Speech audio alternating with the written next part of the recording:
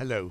Today I want to talk about Sophie de Grouchy, the wife of the eminent French philosopher, social reformer and politician, the Marquise de Condorcet, and also an important intellectual figure in her own right.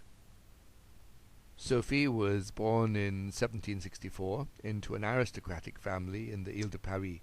Her father, the first Marquis de Grouchy, had been a page of Louis XV, and was also rumoured to have been his illegitimate son.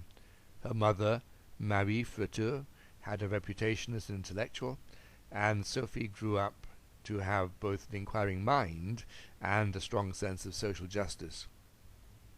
In 1786 she married Condorcet. He was then 42 years old, and she was some 20 years his junior. The couple became deeply attached to each other and formed a genuine intellectual partnership based on a shared commitment to social reform and eventually to political revolution.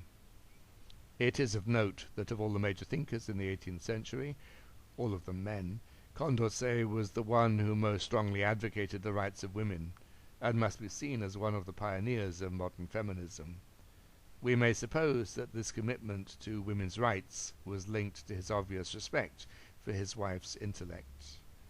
I will describe Condorcet's views on women's rights, as well as the work of Olympe de Gouges, Mary Wollstonecraft, and other feminists of this period in other videos. As the complex events of the French Revolution developed, the Condorcets became prominent participants, Sophie becoming an influential salonière, her gatherings attracting eminent reformist sympathizers, including foreigners as well as French. Unlike most of the salons, Sophie's was explicitly committed to the rights of women. Fluent in both Italian and English, Sophie became a respected translator, producing influential French translations of both some of the writings of the English radical Tom Paine, whom the Condorcets had befriended, and what for many decades was regarded as the definitive translation of Adam Smith's theory of moral sentiments.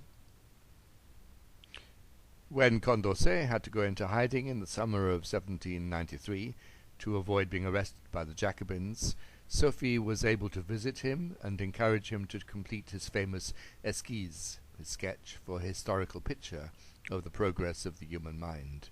She herself sought to retain her optimistic view of life, as expressed in her letters on sympathy, which she was writing at this time.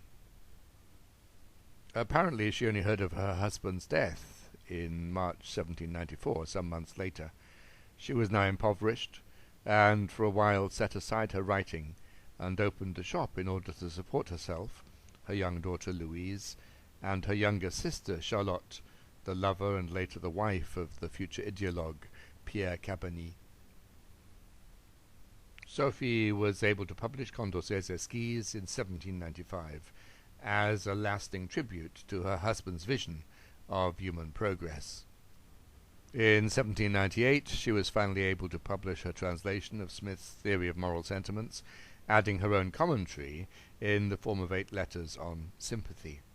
Subsequently, with the help of Cabanilles and others, she was able to publish 21 volumes of her husband's works. She also recommenced her salon, arranging her gatherings in the home of Madame Helvetius for a while.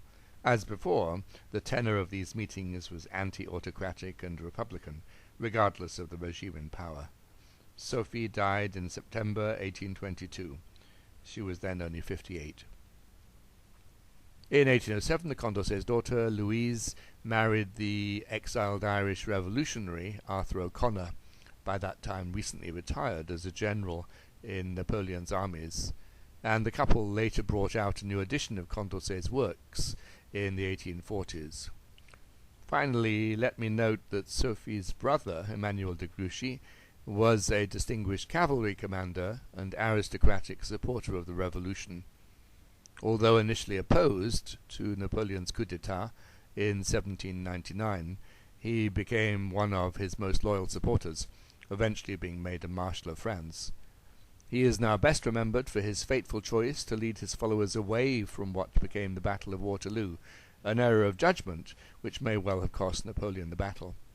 Subsequently court-martialed, he lived in exile in the United States from 1815 to 1821, returning to France shortly before his sister's death. He was rehabilitated in 1830 and regained his titles.